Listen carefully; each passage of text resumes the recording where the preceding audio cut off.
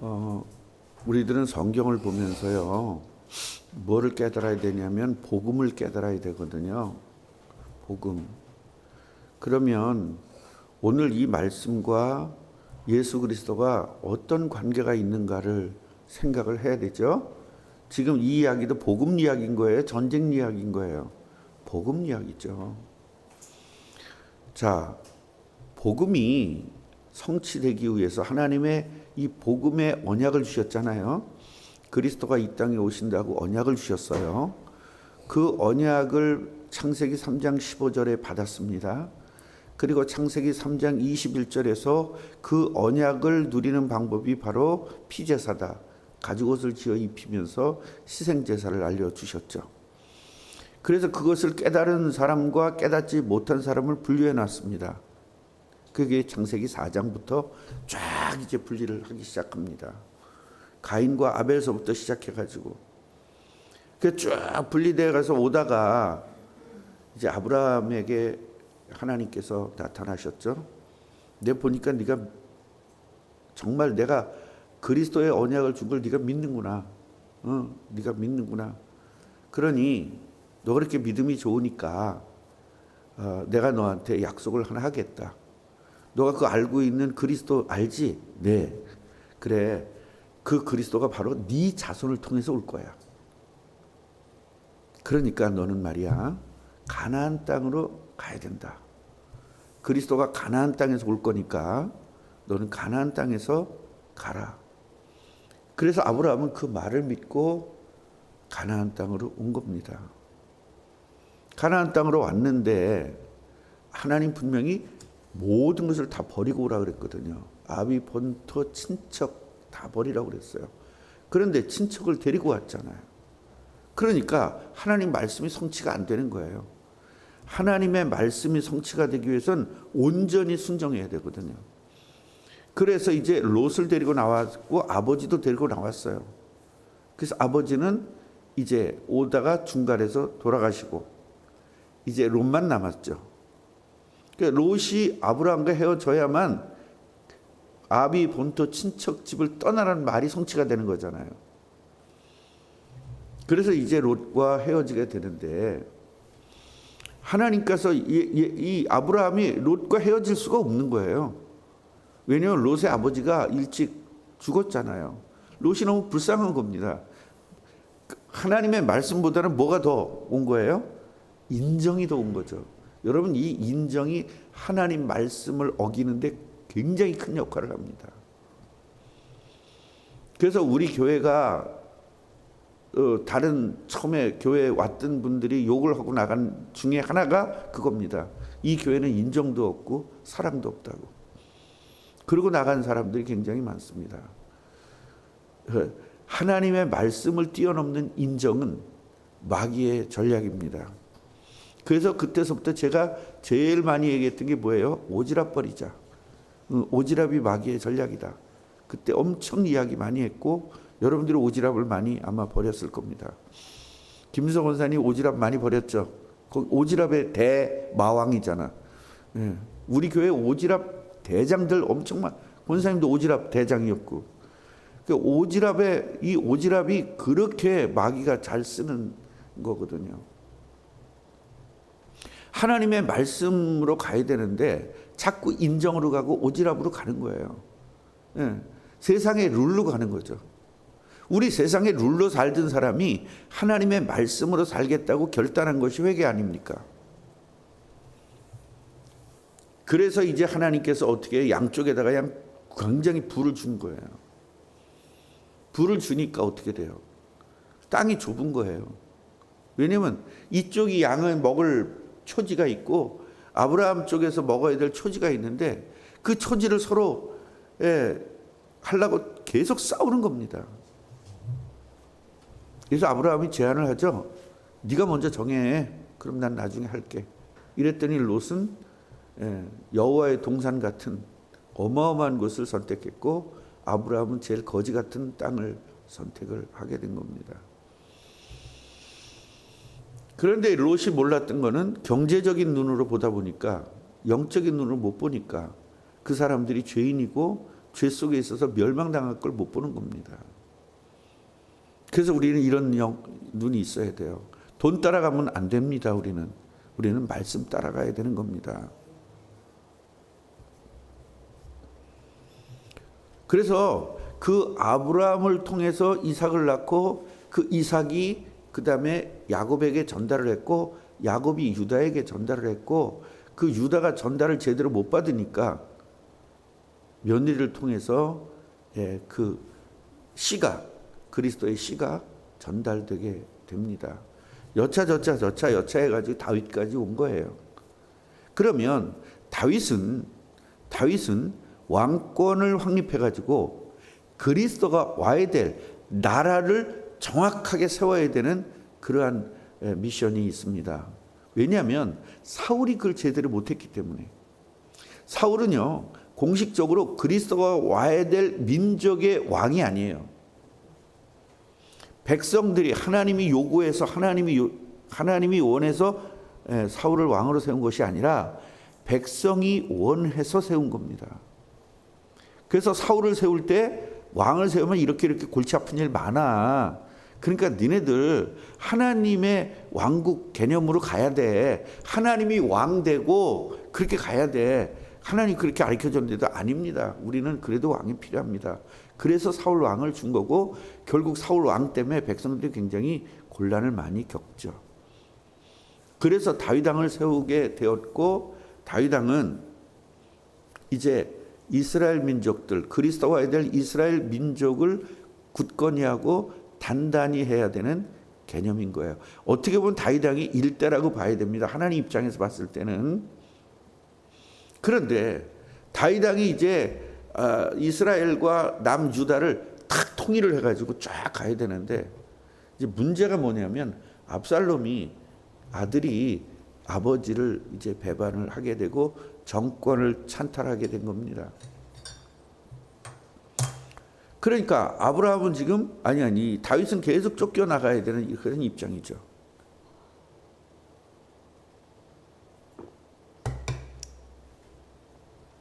그래서 하나님은요 다윗 왕을 견고하기 위해서 압살롬을 너무 사랑하는 거예요. 다윗이. 그러니까 압살롬이 제거가 돼야만 왕권이 확고하게 되는데 압살롬을 너무 사랑하니까 안 되겠는 거예요. 그래서 하나님께서 역사하신 겁니다. 압살롬을 부추겨 가지고 압살롬이 왕이 되게 해서 결국은 쫓겨나게 되고 결국 쫓겨나도 나중에 압살롬과 전쟁이 일어났는데 그 전쟁이 일어났을 때 다윗 왕은 압살롬을 죽일 수가 없는 겁니다. 절대로. 너무 사랑하니까. 그 자기하고 그 정도까지 됐었는데도 나중에 압살롬이 죽었는데 다윗 왕이 울고 난리가 나잖아요. 이럴 때 또 한 사람을 준비시켜서 압살롬을 죽이게 되죠. 자, 그러는 와중에 지금 저는 여러분들에게 뭐를 말씀을 드리고 싶으냐면 다윗은 지금 쫓겨가는 입장이에요. 군인들과 함께 쫓겨가는 입장이기 때문에 안정되지 못하니까 먹을 거라든가 이런 것들에 대한 굉장히 곤란함을 갖게 되는 겁니다. 그래서 하나님이 역사하지 않으면 다윗 왕은 뭐를 해야 되죠? 그 지역을 가가지고 그걸 뭐라고 해요? 훔치는 거. 침략을 해서 그걸 다 훔쳐내야 되잖아요. 그렇게 되면 다윗 왕이 어떻게 돼요? 소문이 아주 안 좋게 되잖아요. 그러니까 하나님께서 어떻게 했느냐? 바로 이 어마어마한 27절을 보면요. 소비라는 사람, 그 다음에 마길, 그리고 바르실레, 이 바르실레 이렇게 세 사람이 이제 이 다윗 왕과 그 군인들을 먹일 양식을 가져오게 됩니다. 뭐를 가져오냐면 침상을 가져와요. 지금으로 하면 침대를 가져왔다는 거예요. 왕이 자야 되니까. 천막이지만 왕이 자야 되니까 침대를 가져왔어요. 대야를 가져왔습니다. 얼굴도 닦고 그렇게 해야 되니까. 그리고 질그릇들을 가져왔습니다. 먹을 거 있어도 그릇 없으면 안 되니까. 예, 광야에서 지금으로 얘기하면은 그 텐트 가지고 가는 걸 뭐라고 하죠? 캠핑 도구를 다 가져온 거예요. 그 캠핑 도구야 뭐 이렇게 한 가족 거지만 이거는 그냥 한 군대 거를 그냥 다 가져온 거예요. 지금으로 얘기하면 하여튼 캠핑 도구를 가져온 겁니다. 그러면서 보리, 밀가루, 볶은 곡식, 콩, 팥, 볶은 녹두. 여기서 볶은이라는 말이 많이 나오죠. 그런데 여기서 상하는 음식은 없어요. 전부 다 말린 음식들이에요. 그 다음에 꿀, 버터, 양, 치즈, 이게 전부 다 어떻게 해요? 오래 놔둬도 괜찮은 그런 음식들을 다 가져와 가지고 백성을 먹게 만듭니다. 여러분 그 육포 아시죠? 육포가 어떻게 해서 나왔는지 아세요 혹시? 육포는 전쟁 때문에 나온 겁니다. 그래서 몽골이 이제 전부 다 정복 전쟁을 할 때 그때 말을 타고 멀리까지 가야 되는데 음식이 굉장히 문제인 거예요. 이래가지고 어떻게 했냐면 고기를 말려가지고요 육포를 만든 거예요. 그래가지고 전쟁하다가 그 육포 먹고 물 한 잔 먹으면 한 끼 식사가 되는 겁니다. 그게 이제 발전이 돼가지고 지금 육포가 된 거예요. 그래서 지금 육포를 드실 때는 항상 징기스칸을 생각하시면서 드시면 돼요. 그런 식으로 이 전쟁의 음식들은 전부 다 마른 것, 그 다음에 건조된 것, 오래 놔도 괜찮은 것, 그런 것들을 가져온 거예요. 자, 여기서 제가 오늘 여러분들에게 드리고 싶은 말씀은 뭐냐면 우리가 지금 광야 생활 같은 이런 다윗의 피하는 것 같은 그런 지금 생활하고 있어. 안정되지 못했잖아요, 교회가. 교회가 이제 완전히 10억을 다 갚고 그리고 우리가 하나님에게 봉헌될 때 그때가 우리는 이제 완전히 예루살렘에 입성하는 거거든요. 그 전에 이런 계속적으로 이제 광야 생활을 하고 피하는 생활을 하는데 하나님은 그때마다 준비되었던 사람들을 통해서 하나님이 역사했다 이걸. 지금 우리 교회가요. 작년부터 이자 때문에 굉장히 힘들었습니다. 왜냐하면 어린이집이 나가면서 어린이집에서 100만 원이 좀 더 나왔거든요. 그때 그렇게 300 정도가 됐습니다. 이자가. 그러니까 여기서 100몇만 원이 나오니까 우리 200만 원만 하면 되는 거예요. 그런데 이제 어린이집이 나가고 이자가 오르면서 500만 원이 넘어 나가는 겁니다. 그러니까 우리 교회의 재정으로 봤을 때는 저 사례를 주지도 못하고 이자만 급급한 거예요. 예, 그런 지금 상황이 온 거예요. 그러니까 지금 도망가는 이런 신세죠. 다윗갈 같은 이런 신세지만 작년부터 벌써 몇 개월입니까? 그 몇 개월 동안 필요해서 준비됐던 것들을 하나님이 다 하게 하셨어요. 어떤 분은 치아를 치료해야 되는데 이 밥을 못 먹으니까 이 치아 치료할 그 돈 몇백만 원을 내놓은 거예요. 이자 내라고. 어떤 분은 병원에 가서 수술을 해야 되는데 그 수술할 돈을 내놓은 겁니다. 그래서 권사님 이거 어떻게 해요? 수술해. 괜찮아요. 저는 아직까지도 견뎠는데 교회는 당장 견딜 수가 없지 않습니까? 그러면서 내놓는데 제가 얼마나 많이 울었는지 모릅니다. 그런 식으로 하나하나 해가지고 여기까지 온 거예요.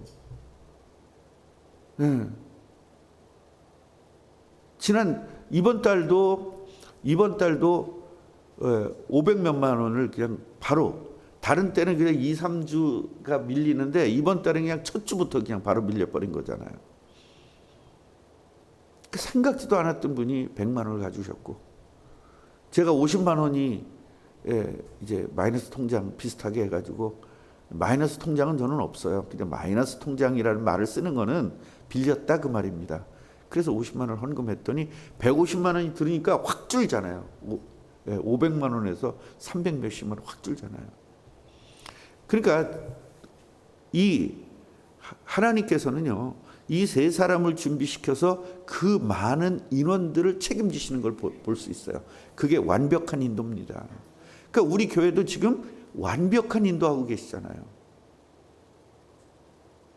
지금 1년 이상을 그랬죠, 장로님?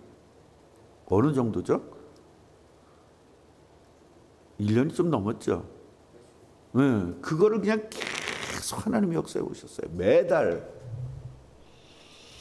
그러니까 어떤 일이 어떻게 일어날지 아무도 모르는 겁니다. 이래도 투덜대고 이래도 하나님 믿지 못하고 이러면 진짜 우리 꿈나무 교인들은요 정말 하나님 못 믿으면 안 됩니다. 이런 역사를 보면서도. 그러면서 이들 생각이 뭐라고 했냐면, 백성이 들에서 시장하고 배고프고 고나고 피곤하고 목마르겠다 해서 그 생각이 나서 가져왔다는 거예요. 그럼 우리 교회 이 이자를 못 내는 부분도 목사님이 힘들겠다, 장로님들이 힘들겠다. 사실은 우리 전성주 장로님이 힘들어야 되거든요. 재정부장이니까 이쪽으로 계속 전화해야 되는데, 저하고 정화성 장로님하고 같이 가서 은행 일을 봤기 때문에 정화성 장로님한테 계속 전화 오는 거예요. 저한테는 계속 문자가 오는 거고. 밥 한번 사야 돼요. 전 장로님은 정화성 장로님한테. 나야 책임자니까 그렇다지만 진짜 재정부장이 그 골치 아파야 될 일을 지금 정화성 장로님이 다 감당하고 있거든요. 밥 한번 사야 되겠다는 생각 안 했죠? 했어요? 나도 껴줘요 그때. 그러니까 이런 식으로 하나님께서는 준비해 놓고 계신다라는 걸 오늘 좀 깨닫자 이 말이에요. 여러분 개인이 힘들고 광야 생활을 할 때 하나님 요런 돕는 준비들을 하고 계신다라는 것 알아야 우리가 투덜 안 되고 걱정 안 하고 근심 안 하고 염려 안 하고 감사만 할 수 있는 겁니다. 그래서 우리가 정말로 이 교회 문제가 해결될 때까지 제가 특별 기도하자. 그리고 어제 제가 선포했잖아요. 그런데도 지금 안 나오잖아요. 중직자들이. 이런 것들이 제가 굉장히 답답한 부분입니다. 어저께 금요일 날 선포했잖아요. 강단에서. 그럼 나와야죠. 근데 안 나오잖아요. 그러니까 강단에서 나온 말은 하나님 말씀 아닙니까? 하나님 말씀을 농담으로 여기고 개똥같이 여기는 거예요. 그러니까 여러분 가정의 기적이 안 일어나는 겁니다. 우리 진짜 여러분 순종해서 축복받기를 주님의 이름으로 축원합니다. 기도하겠습니다. 성경을 아무리 봐도 복음 때문에 언약 때문에 하나님은 완벽하게 준비하고 계심을 깨닫습니다. 우리에게 늘 은혜 주시고 우리에게 늘 역사하시고 늘 인도하시는 하나님 감사합니다. 꿈나무 교회가 지금 광야 생활을 하고 있습니다. 다윗이 군인들과 함께 이제 도망가서 고통을 당하고 먹을 것도 없고 입을 것도 없고 이런 상황 속에서 하나님은 하나도 빼놓지 않고 완벽하게 준비시키는 것을 오늘 우리는 봤습니다. 하나님 우리에게 은혜를 주실 줄 믿습니다. 우리는 땅끝까지 증인이 되는 언약을 붙잡았고 예수님의 재림의 언약을 붙잡았습니다. 우리 꿈나무 교회가 정말로 바른 언약을 붙잡고 바른 복음을 붙잡고 바른 신앙을 가졌습니다. 그래서 마귀는 우리 꿈나무 교회를 정말로 압살롬같이 공격합니다. 그러나 하나님 때마다 시마다 하나님 완벽하게 준비해 놓은 것을 믿고 감사를 드립니다. 우리 꿈나무 교회가 이제 본격적으로 이 문제를 완벽하게 해결하기 위해서 우리는 특별 기도를 하기로 작정을 했습니다.